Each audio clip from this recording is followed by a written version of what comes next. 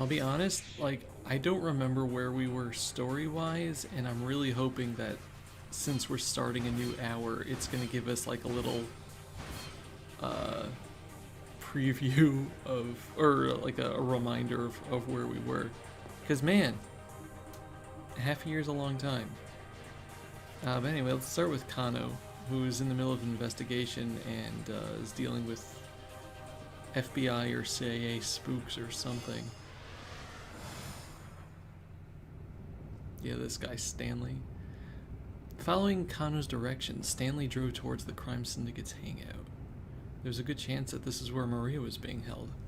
This game looks really weird so far. It is. It is very, very strange. It's a Spike Chunsoft visual novel, so like, it's made by the Danganronpa guy or whatever. You know, it's like the Danganronpa guy, the Zero Escape.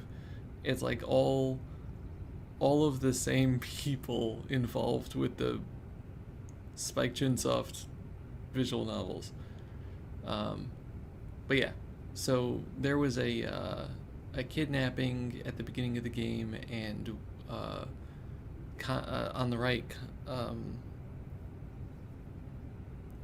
so the guy on the right was in charge of trying to make a money handoff to get the person back, and there was a whole load of stuff, but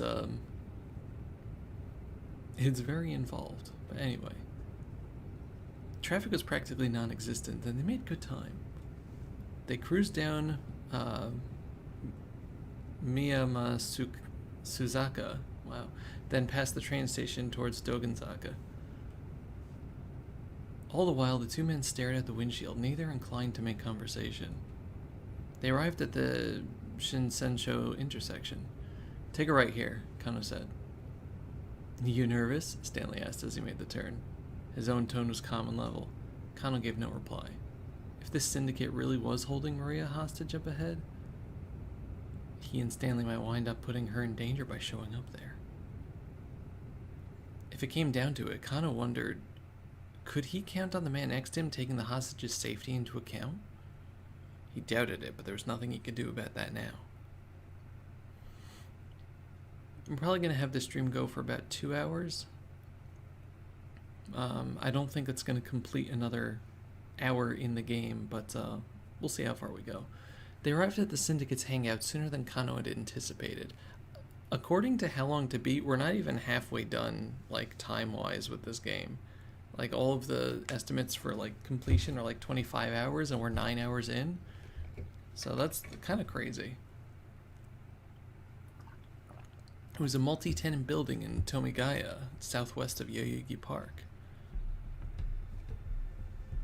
The ratty building looked like it might come crashing down at any minute. The Black Lodge sign out front looked deliberately ominous. Kano knew the place as a bar frequented by expats from various countries, as well as a hotbed of criminal activity. "I'll take point," Stanley said. "You back me up." He pulled a handgun from his suit pocket. It was a compact Glock, a model frequently used by FBI or CIA. One sec, what are the controls for this?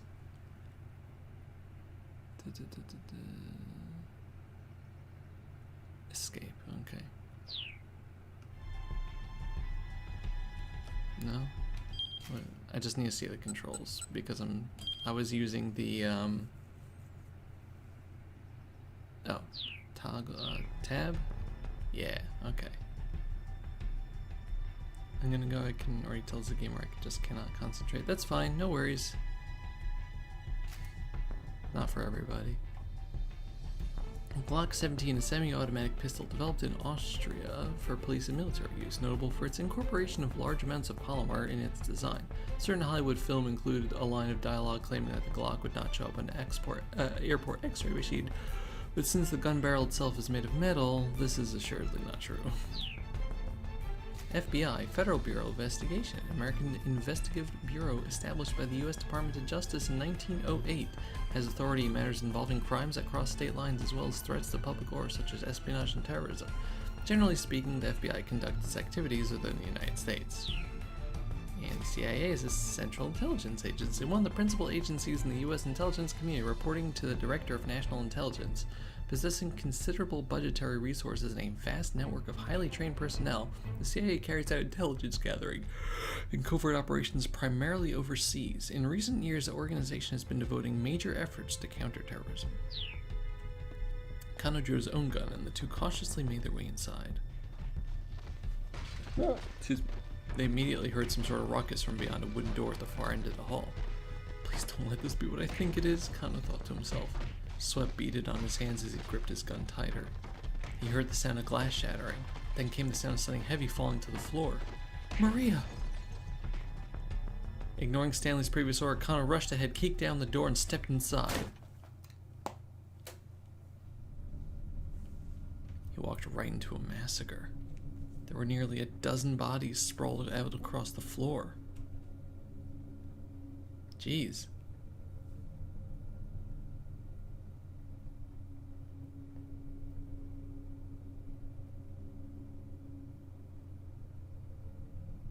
Oh, my brother's got his Discord hacked. 1 second.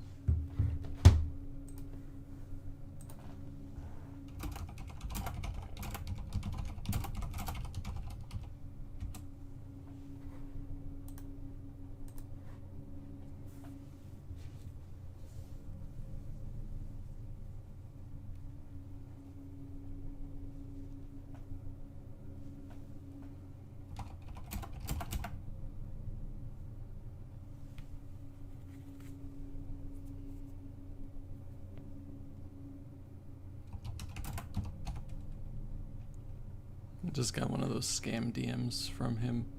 That stinks. Sorry.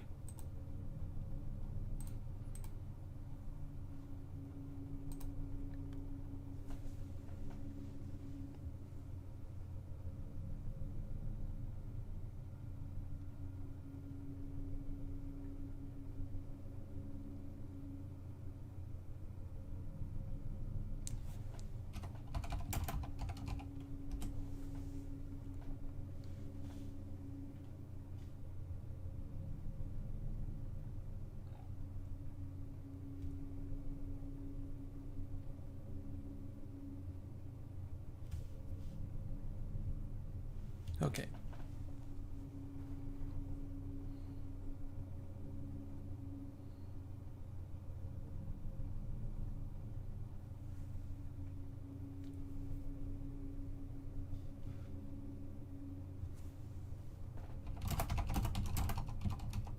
Sorry.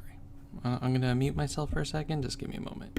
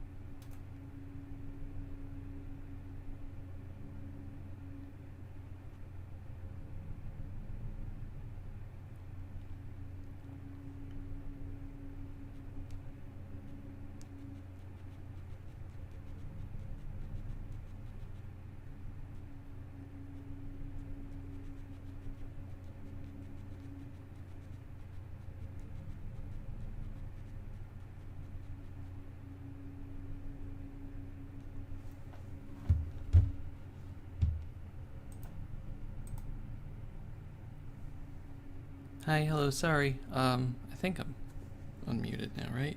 Sorry, I was just helping my brother with something. Warrior of Light, hello. Found you through Crisis Core. Wow. Somebody watched my Crisis Core Let's Play. I'm really glad you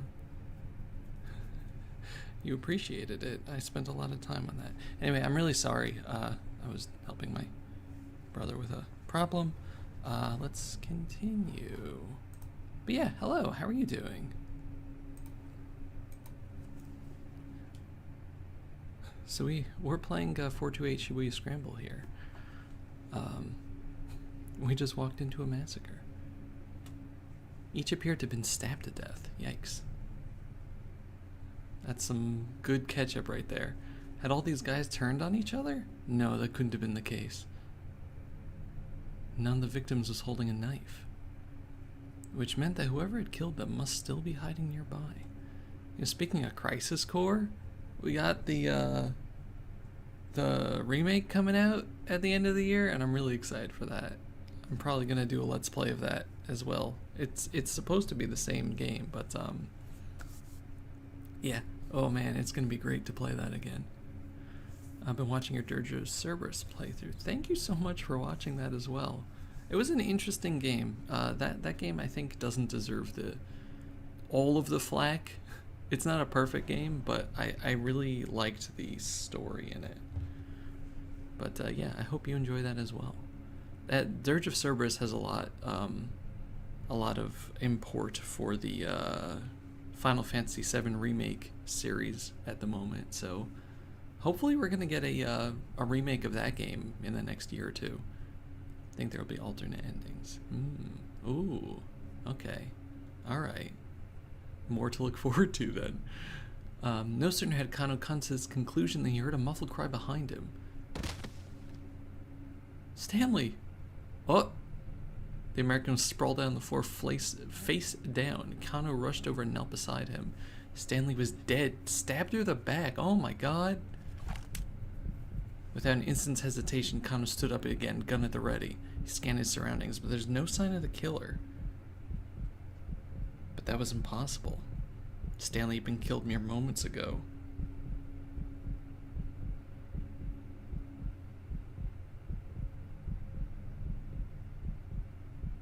Someone had to be in here somewhere.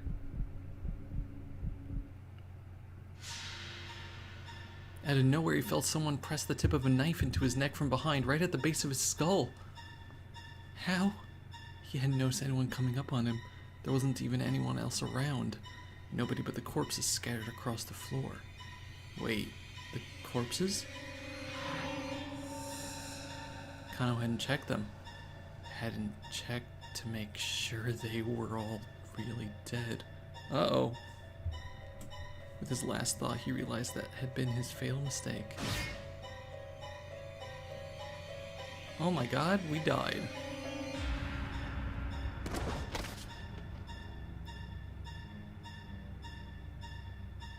Wow, that was a really fast bad ending. I thought they were dead. Alas, there's nothing to be done for poor Kano now. He wasn't prepared for whoever's wielding that knife. Sometimes it's best not to rush things. Kano and Stanley might not have had their run-in with the killer if they'd turn up a bit later. There's someone who can cause a traffic jam at 1310.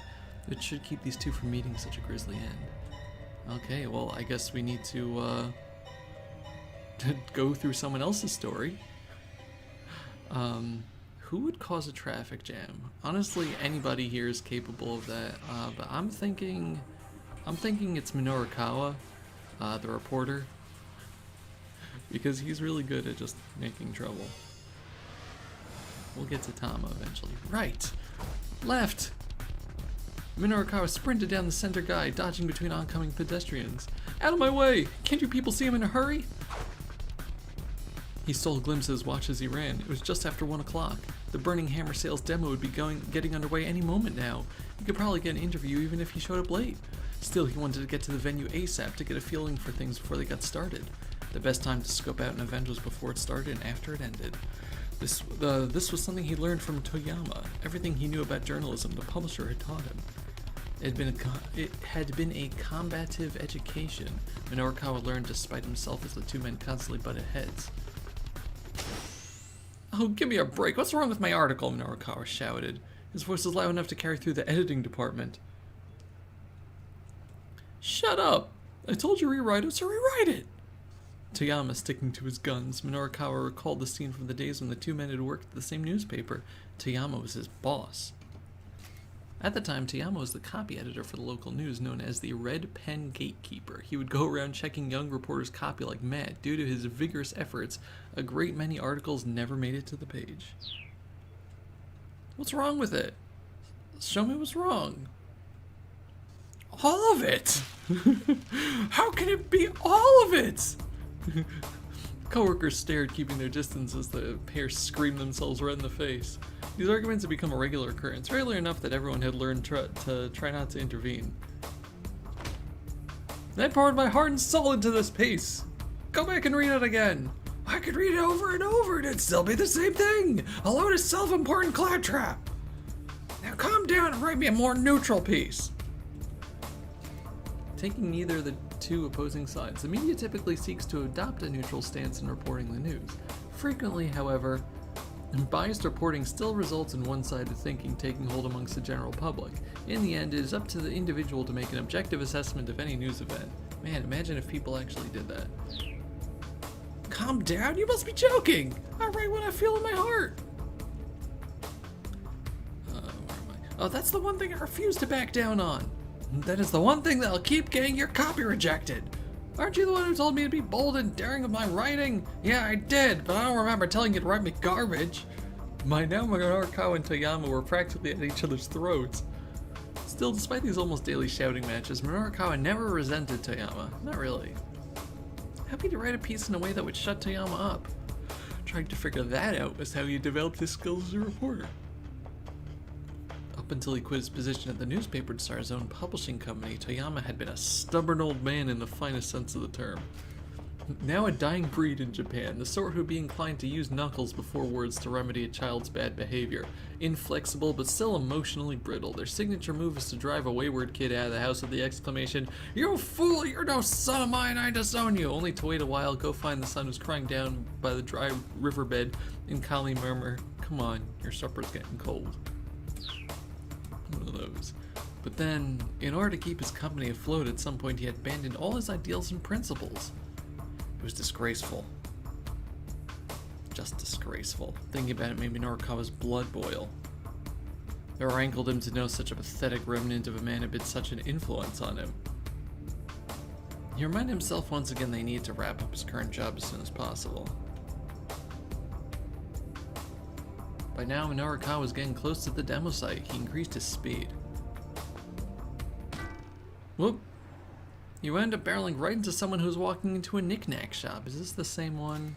A newly opened general variety store. The place is primarily a second-hand shop with posters inside proclaiming things like, "We'll take what you don't need, and we buy computers at top prices."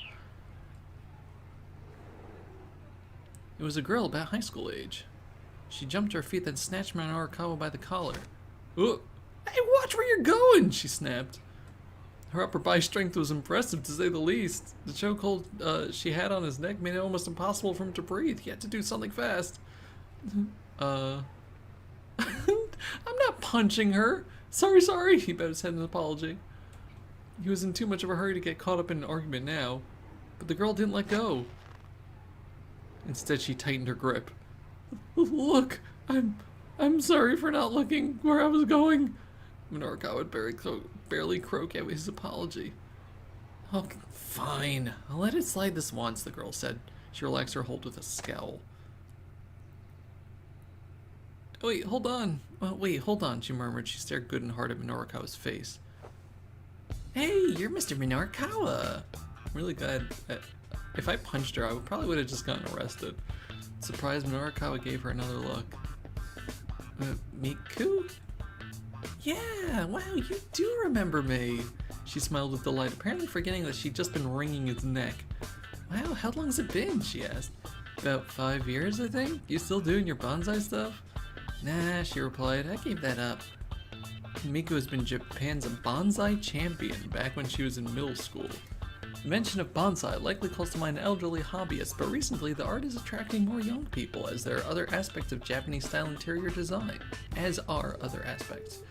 Varieties of cherry and maple smaller than normal bonsai are becoming popular with practitioners, as are fruit-bearing trees such as plum-leaf apple. There are even spherical balls of soil covered in moss, shaped to look like cute little miniature planets, with plants growing over their surface. That's cool. I always wanted to get into that, but it's a lot of work. One day, local delinquents had vandalized dozens of Miku's bonsai pieces. Minorikawa had met her when he interviewed her about the incident. "I want to get strong," she had said. "Strong enough to beat those guys up." And so Minorikawa had introduced Miku to an acquaintance of his who ran a martial arts dojo. Yeah, we definitely would have died if we tried punching her. "Well, you've sure gotten strong all right," Minorikawa said. "That's the sort of gal I am." Miku handed him a flyer. Oh my god. It read, "Ladies Mixed Martial Arts Pub Bride." A show pub that began as a side venue for a group of female mixed martial arts fighters who were facing financial difficulties.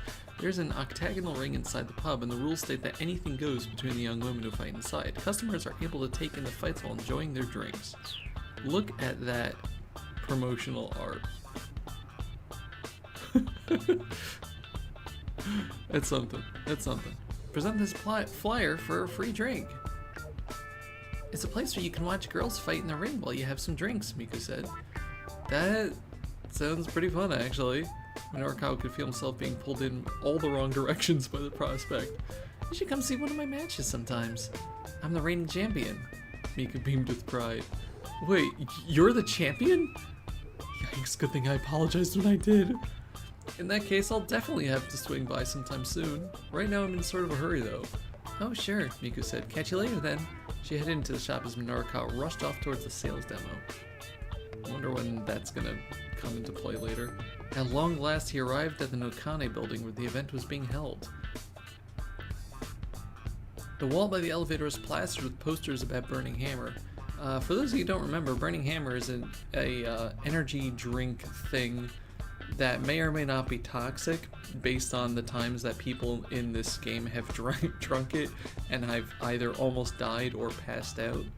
Yeah, it's part of a larger scam that one of the characters is trying to run in order to get money to pay off debts and stuff.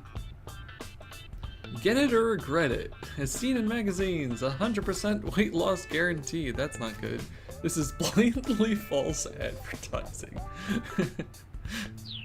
I like the comments here sometimes. The messaging was kind of a mess. It felt like they'd been thrown together at the last minute. Minorikawa avoided the elevator in favor of the stairs, rushing up to the event site on the 3rd floor. Emerging from the stairwell, he saw more posters on the wall pointing the way to the sales demo. He followed the arrows to a room deeper within the building. Man, there's actually people here. Opening the door, he saw about 50 chairs. Most of them were occupied by female attendees. There was a stage set up at the far end of the room, but nobody was on it. It appeared that the event had yet to begin. Minorikawa quickly looked over the crowd. Roughly half the women were somewhat elderly. All of them looked like they could stand to lose some weight. And for some of them at least, the ship had surely sailed some time ago. That's mean. The crowd gazed at the stage with rapt anticipation. A beverage that allowed you to eat plenty and still lose weight was definitely an appetizing proposition. Could something like that really exist though? Oh well. Minorikawa was just gonna have to wait and see. He did his best to get his mind into journalism mode. "Ladies, terribly sorry to have kept you waiting." At the presenter's cue, the cat mascot appeared and took the stage. The audience broke into applause. "It's Tama!" After waiting patiently for the applause to die down, the cat produced a small box from which she slowly pulled a pendant set with a blue stone. Huh? It certainly wasn't a dye drink, whatever it was. Minorikawa wasn't the only one who quickly realized this wasn't a Burning Hammer sample. After staring for a moment, the rest of the crowd began to fly into an uproar. "Quiet!" the cat shouted. Taken aback, the crowd quieted down. The cat held up the pendant so high that everyone could get a look at it. "Do not take your eyes off of this pendant. If you do, you will die." A jolt of panic shot through the room.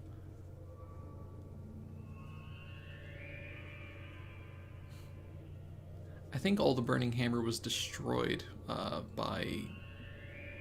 Was it Kano that tripped over it? Slowly, the cat began to swing the pendant back and forth.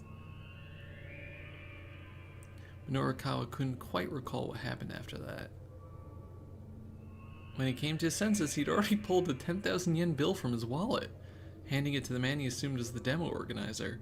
In exchange, he received a pendant the same as the one the cat had been holding. Since when can Tama do, hypnosis? I've done it, Minorikawa muttered to himself excitedly. Clutching the pendant in his hand, he could feel the energy it radiated coursing throughout his body. The cat's monotone chanting from the stage sounded in his ears like a chorus of angels. Overwhelmed by a feeling of ecstasy he could scarcely contain, Minorikawa repeated his words to himself. I've done it. With this, I'll be the greatest writer the world has ever seen. My articles will stir the emotions of the entire human race. They'll laugh, they'll cry, they'll tremble with fear, they'll jump for joy. No longer was the Pulitzer Prize a mere dream, it was practically already his.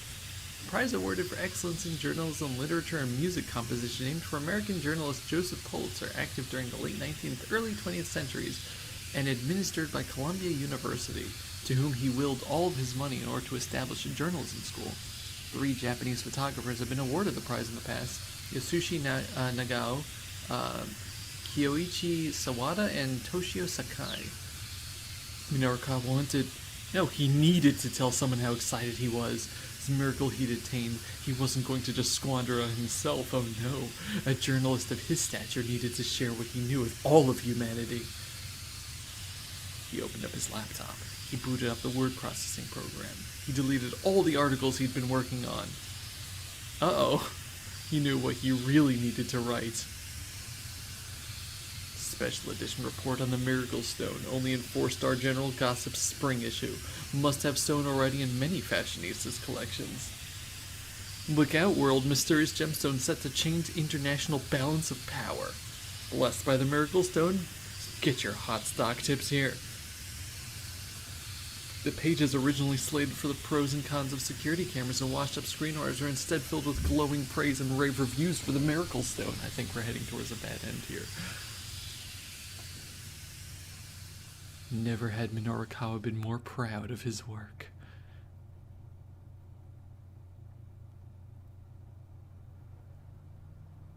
Back at the 4-Star Gossip General Gossip headquarters, Minorikawa handed his articles to Tayama, who was sitting glumly at his desk. Tayama looked them over slowly, then there was a lingering silence. Finally he spoke, his voice subdued, but his words crystal clear.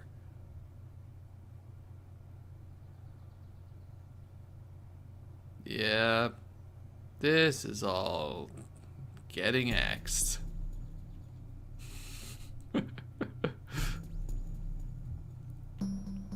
There we go, there it is. Okay, so that's 2 characters.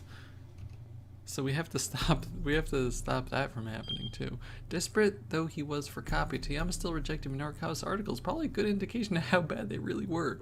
Maybe the Miracle Stone wasn't the breaking star Minorikawa wanted it to be. Tom and her pals really need to be selling Burning Hammer instead. Okay. So that's so far 2 characters that need outside help.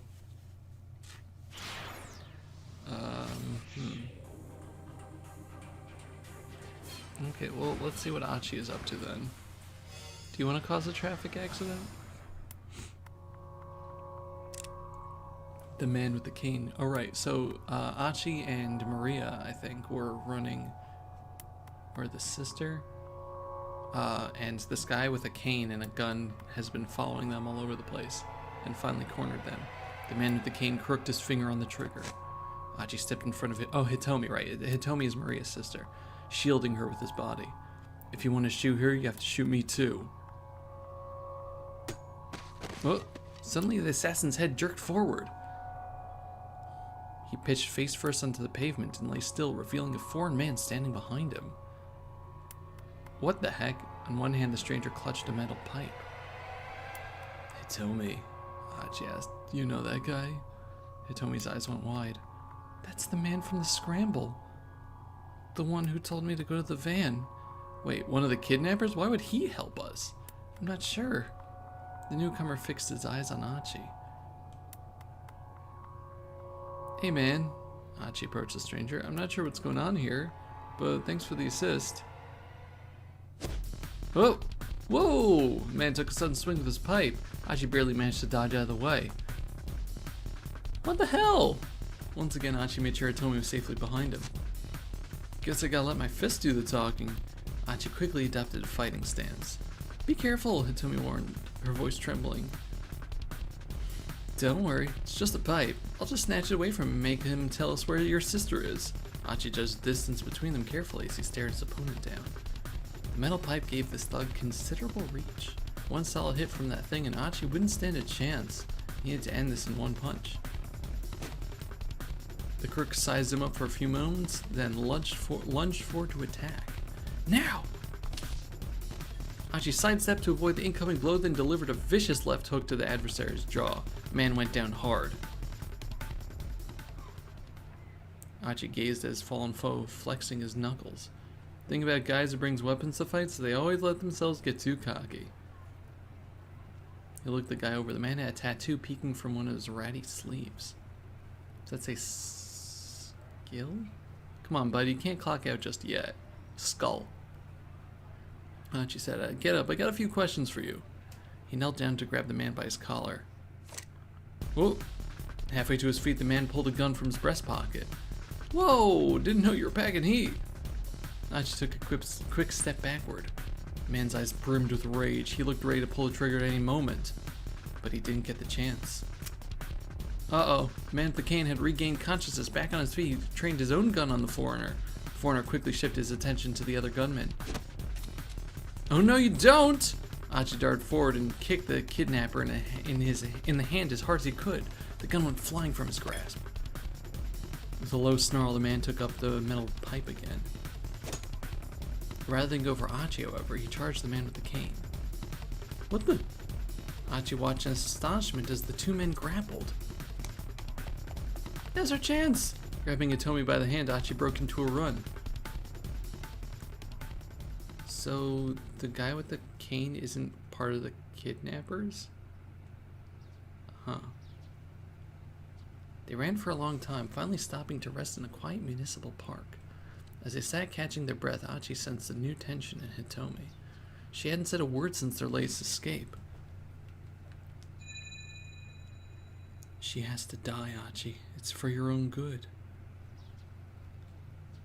In his mind, Hachi replayed what the man with the cane had said. So, Hitomi, Hachi hesitated, about what happened back there. Yeah? She sounded like she'd been far gone in her own thoughts. You gotta believe me, I have no idea who that guy was, never seen before in my life. He must have been saying that stuff to confuse us, to trip us up. Yeah? Hitomi said again. Is that what's been bothering you? Huh? Now it was Hachi's turn to go monosyllabic. Well, Hachi, you're kind of famous around Shibuya, right? I don't know about that. Way back when, he'd been the leader of SOS. Nowadays, he was just some guy who picked up trash.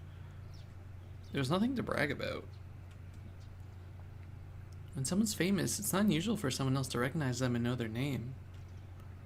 So yeah, I was surprised back there, but no matter what that man may have said, I trust you. I mean, look at how many times you put yourself in danger to protect me. Hitomi sounded pretty resolute. Hachi was glad she believed him, but that raised another question. So then, how come you've been so quiet? I've just been thinking about things. Like, what the man from the Scramble might be after. It was true his actions didn't make a lot of sense. Yeah, he seemed more interested in taking out the man with the cane than going after you. Maybe there's bad blood between them. Maybe there's a case of mistaken identity. I assume it's bad blood between them. Hachi let out a little chuckle. If we're lucky, maybe they'll take each other out for us. He felt a rush of relief, assured that Hitomi didn't doubt his motives. Regardless, though, we have to track down that blue van. The sound of a child's cry came from behind them. What? Look, turning to look, they saw the kidnapper rushing towards them. He'd knocked over a little girl who was in his way. That's, the publisher guy and his daughter. Wow, she is doing a faceplant. No rest for the weary, Hachi sighed. Yet again, he and Hitomi sprinted away. Do you think he took out the guy with the cane? Hitomi's words came between panting huffs. Maybe. Hachi glanced back to their pursuer. What? There was someone else with them. Now they're being chased down by 2 foreigners. I like it's better when they were just running from the guy with the cane. In a one-on-one fight, Hachi was confident he could keep Hitomi safe. 1-on-2 though. That was a different story. The guy might get a hold of her while he was facing off against the other. He had to make sure they lost these creeps no matter what. Nope, we're stuck over here now. So we have to return to this spot once we've progressed further in someone else's story.